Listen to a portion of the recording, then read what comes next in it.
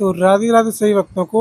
तो स्वागत है आपका फिर से एक नई वीडियो में। तो आज हम आ चुके हैं श्रीधाम बरसाना ऊंचा गांव, ललिता सखी देह कुंड। यहाँ पर महाराज विराजते हैं पंडित वेदाचार्य रवि भारद्वाज। तो जो आजकल हमारे जो समाज में दहेज प्रथा चल रही है, दहेज के कारण मतलब उनके ससुराल या मतलब उनको लड़की को मार देते, मतलब जो भी प्रथा चल रही है उस प्रथा के बारे में हम आज इस पंडित जी से जानेंगे, क्या ये सही है या गलत है हमारे समाज के ऊपर। राधे राधे पंडित जी। राधे राधे। आजकल जो हमारे समाज में दहेज प्रथा चल रही है, क्या ये सही है या गलत है। देखो, ये जो दहेज प्रथा है, इसके अंदर कई प्रकार के जो है विचार जो है मन में उत्पत्तित होते हैं और सबकी सोच इसको लेकर के अलग अलग है। लेकिन थोड़ा सा अगर गहराई से सोचा जाए इस बारे में, तो और नियम अनुसार देखा जाए तो ये दहेज प्रथा थोड़ी सी गलत है। क्योंकि किसी व्यक्ति ने आपको पूरा जो है अपना अंश दिया है, उसको बचपन से लेकर के पाला पोसा बड़ा किया, उससे एक लगाव हो जाता है। जैसे मान लीजिए आपके घर में कोई वस्तु है और वो काफ़ी समय से है, आपको उससे थोड़ी सी अटैचमेंट हो जाती है। जब वो खराब हो जाती है या काफ़ी लंबे समय से आपके साथ है या आपको खुद से उसको दूर करना पड़ता है, तो आपकी एक फीलिंग उसके साथ जुड़ जाती है, दुख होता है, दुख मतलब होता दिल है, करते जबकि वो हैं एक कि निर्जीव वस्तु है। और यही उसकी जगह पर आपका खुद का पुत्र या पुत्री, आप उसका विवाह कर रहे हो, आपसे दूर जा रहे हो, तो कितना दुख होगा। बहुत दुख होता है। तो जिसने कन्या दान कर दिया, समझ लो उसने सब कुछ दान कर दिया। उसमें दहेज की या सांसारिक किसी वस्तु की कोई जगह ही नहीं रह गई। तो एक इस प्रकार से देखा जाए तो दहेज गलत है। अब आ जाता है इसमें दूसरा भाव। दूसरा भाव कैसे? सिर्फ एक तरफ से हमें नहीं सोचना चाहिए। मान लीजिए हमारी कन्या है, हम अपनी बहन बेटियों से खुद के ऊपर इस चीज़ को लागू करके चलते हैं।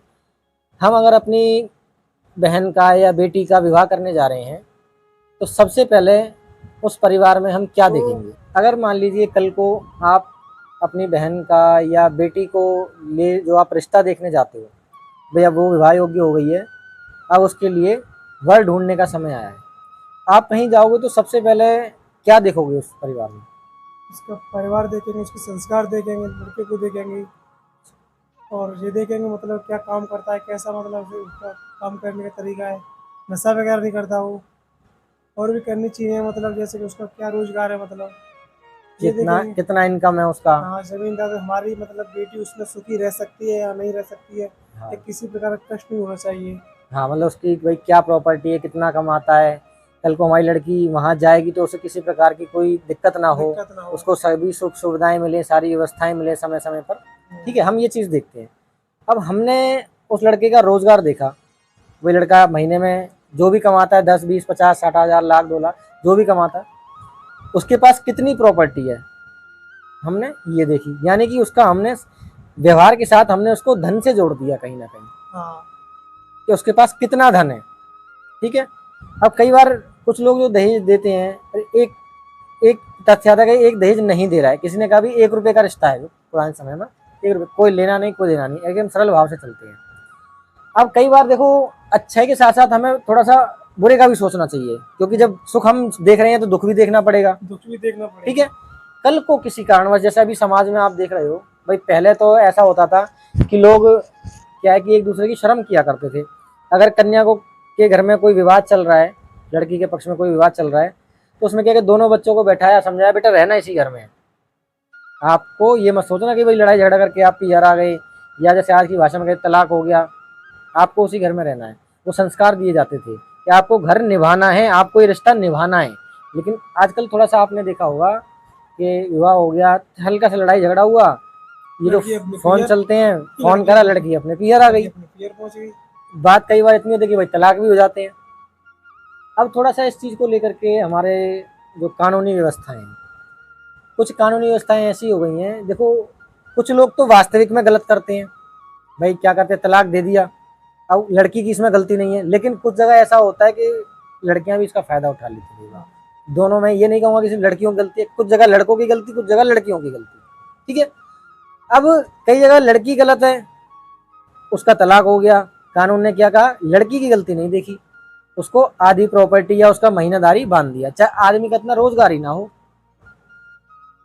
अब उसमें से प्रॉपर्टी में से चला गया उसका हिस्सा, जो भी हिस्सा था, जो कानून तय करेगा, जो नियम अनुसार, उस लड़की को हिस्सा दे दिया। अब एक बात बताइए, लड़के के जो पिता ने वो प्रॉपर्टी कमाई या लड़के ने कमाई, तो जब वो प्रॉपर्टी कमाई सुख दुख में या भूखा रह करके, जैसे भी वो उसने मकान बनाया, क्या उस समय वो लड़की थी? नहीं। जो धूप ताप में, चाहे वो मेहनत करके या मजदूरी करके, जब उसने वो अपने लिए आशियाना बनाया, जब वो लड़की उसके साथ थी? कभी नहीं।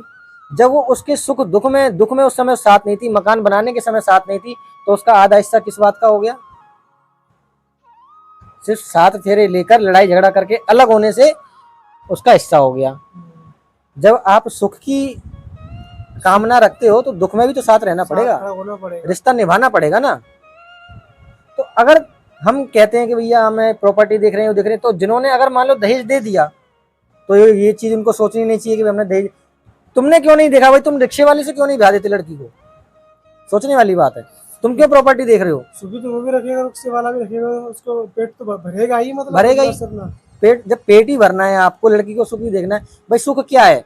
टाइम से 2 रोटी मिलती रहे, घर में कलेश ना हो, आदमी समाज में इज्जत बनी हो, बस ये चीज नॉर्मल किसी भी मिडिल क्लास फैमिली में मिल जाएगी आज की भाषा में। लेकिन नहीं, हमें बड़े घर चाहिए, हमें बड़ी गाड़ी चाहिए। ऐसा कैसे हो सकता है भाई? आप उसको जब धन से जोड़ रहे हो, तो आपको भी तो उसी नजरिए से देखना पड़ेगा। या तो आप ये कह दो कि भैया हम ना तो कुछ दे रहे हैं ना ले रहे हैं, हमें सिर्फ प्रेम चाहिए, आप रिश्ता निभाते रहो। कल को मान लो विवाद होता भी है किसी कारणवश, तो आपके अंदर संस्कार, आपका जो अपनापन है, वो सामने वाला लड़का भी देखेगा। अगर ये संस्कार होंगे, ये कड़वा सत्य है, अगर बच्चों में संस्कार होंगे, माँ बाप के संस्कार होंगे, तो तलाक की नौबत ही नहीं पहुंचेगी। कभी नहीं आएगी। पूरे जीवन में कभी नौबत नहीं। पहले क्यों नहीं होते थे तलाक? पहले तो हमने कभी सुने नहीं, पहले संस्कार थे। लेकिन आज जरा सा फोन हुआ, जरा सा लड़ाई हुआ, धड़ तलाक के बाद पहुंच गई, आधी प्रॉपर्टी दे दी, तो ये दे लठ भी दिया, वो चल दे जावे दिया, ना। लठ भी चल जाते हैं।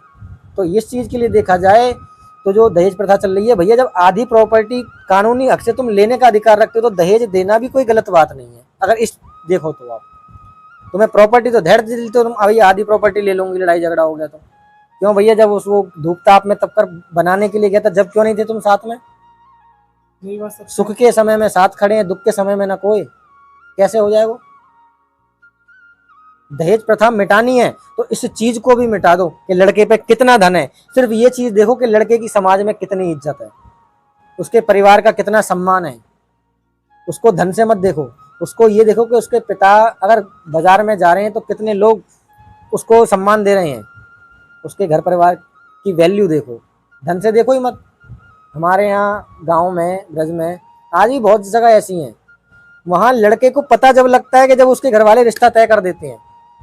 लड़के को, बच्चों को तो बाद में देखते हैं, पहले ये देखते हैं कि बूढ़े बड़ों की जो शान है वो किस प्रकार है, तो बूढ़े बड़ों की समाज में जो इज्जत बनी हुई है वो किस प्रकार बनी हुई है। बच्चों को कोई नहीं देखता आज भी। हमारी खुद की, हमें विवाह का जब हमें पता लगा, जिस दिन लगन घर पे आ रही थी, हमारा जो विवाह हुआ, आपको पता ही नहीं। हमें पता ही नहीं था कि वही लगन वाले आ रहे हैं। तो ऐसे ऐसे समय में ये चीजें होंगी। नहीं, मतलब ये बात और भी एक बार, जैसे दहेज को दे देते हैं, उसके बावजूद भी मतलब लड़की का मर्डर कर देते हैं, ये बहुत चल रहा है, मारा कूटी बहुत चल रही है। बिल्कुल।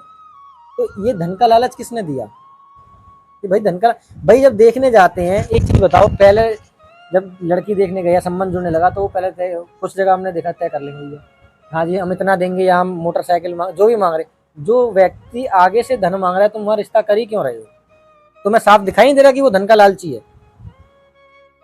भाई ठाकुर जी ने तुम्हें दिमाग दिया है, आंखें दी हैं, सब कुछ दिया है। वो तो सही है, सामने लेकिन से मैं भी ये मांग कहना रहा चाह रहा हूँ, मतलब दहेज देने के बाद भी मतलब एक दूसरे को पसंद नहीं करते, मतलब अब तो ये जमाना आ गया, मतलब बिल्कुल एक दूसरे को मारने को उतारू हो गए हैं। उतारू हो गए हैं। भाई कलयुग का ही तो प्रभाव है। यही तो कह रहा हूँ मैं, उस धन ने बुद्धि हर ली है, उस धन ने बुद्धि हर ली है। कन्यादान जो होता है वो बाल्यावस्था का कन्यादान होता है। भाई पहले बुजुर्गों को देखते नहीं थे, पहले बुजुर्ग क्या करते थे, बाल्यावस्था में विवाह तय कर दिया, संकल्प लिया, कन्यादान दे दिया। जो बाकी रीति रिवाज हैं या विदाई होगी, लड़की अपने घर जाएगी, ससुराल जाएगी, वो बाद में जाएगी जब अपने उस लायक हो जाएगी, भाई घर संभाल सके। बड़े बुजुर्गों ने ब्याह तय कर दिया, कन्यादान हो गया जी, चलो। अब क्या पता ही जब लगता है, जब अपनी पसंद से घर लिया हमें, ये कड़वा सत्य है। तो दहेज प्रथा एक प्रकार से गलत भी है और सही भी है। तो मैं दोनों का मंथन करूंगा। अगर आप देखो, जो सरल व्यक्ति है जो यूँ कह रहा है कि भैया दहेज प्रथा गलत है, तो उसको गलत रहने दो। आप लेन देन बिल्कुल छोड़ दो। आप उसमें ये भी मत देखो कि भाई लड़का क्या है कैसे है, समाज में इज्जत देखो उसकी। सिर्फ इतना देखो कि लड़का कितना कमाता है, वो उसका पेट भर लेगा नहीं भर लेगा। ये सोचो हमें 50,000 की नौकरी चाहिए, हमें सरकारी ही चाहिए, या उसका अरबों की खरबों की प्रॉपर्टी, इस उद्देश्य मत करो। ये उद्देश्य नहीं होना चाहिए। अगर दहेज दे रहे हो तो उस भाव को रखो, भाई दहेज दे रहे हैं तो अगर आधी प्रॉपर्टी से लेने का अधिकार है तो वो उस लड़के का भाव नहीं होना चाहिए तो भैया आधी प्रॉपर्टी ले गई, यूँ बदनाम कर रहे हैं, यूँ एरो। अरे दोनों तरफ से रिश्ता निभाओ ना, दहेज की जरूरत ही नहीं पड़ेगी। बच्चों में संस्कार ऐसे भर दो कि जब वो उस परिवार में जाए, उस परिवार को जो एकदम, मैं ये कह रहा हूँ कि उस इतनी खुशहाली आ जाए उस परिवार में कि धन को भूल जाए, वो सम्मान इतना मिले। बच्चों में संस्कार ऐसे डालो कि अपने माता, जो हम एक चीज़ देखो, अब एक इस चीज़ को लेकर के एक और थोड़ा सा टॉपिक उठ जाता है। हम कन्याओं को पढ़ाते हैं, जैसे अभी समाज में चल रहा है बेटी बचाओ बेटी पढ़ाओ। अब एक नॉर्मल चीज़ लो, पहले बच्चे जो कन्याएं होती थी वो इतनी पढ़ी लिखी नहीं होती थी गांव समाज में हमारे में, लेकिन वो फिर भी घर निभाया करती थी, जो कड़वा सकते हैं कि घर को निभाया करती थी वो। अब इस चीज़ को लेकर के देखो आप, हमने बच्ची को पढ़ाया लिखाया, जो हमारी बेटी है या बहन है, पढ़ाया लिखाया, वो जिस भी पोजीशन पे पहुंची उसके ऊपर कोई ना कोई तो अफसर होगा, कोई ना कोई बॉस तो होगा उसका। अब वो बॉस बोलेगा ये फाइल लेके आओ, वो फाइल लेके आएगी, या जो भी काम बोलेगा वो काम करेगी। अब उसका मन हो चाहे ना हो वो काम उसको करना पड़ेगा, क्योंकि नौकरी करनी है। अब अहंकार में रहेंगी तो भैया घर जाओ, अपनी नौकरी छूट जाएगी। ज़्यादा अहंकार में रहेंगी, ज़्यादा एटीट्यूड में रहेंगी। अब एक बात बताओ, इतना पढ़े लिखे सब कुछ किया एक कन्या के लिए, आदमी गुलामी करता है, आदमी 10 जगह धक्के खाता है, कोई दिक्कत नहीं है, लेकिन स्त्री जब जाती है तो ये समाज है थोड़ा सा, ये लोग उंगली उठाने में देर नहीं करते, सत्य बात है ये कड़वा सत्य है। हमारा समाज उंगली उठाने तो भाई नौकरी कर रही है, ये अलग अलग तथ्य है, किसी को मैं निंदा नहीं करूंगा, ठीक है। नौकरी करी, हमने पढ़ाया लिखाया सब काम किया, उसको गुलाम बना दिया। कोई तो बॉस है उसके ऊपर, उसको गुलाम। सत्य बात है।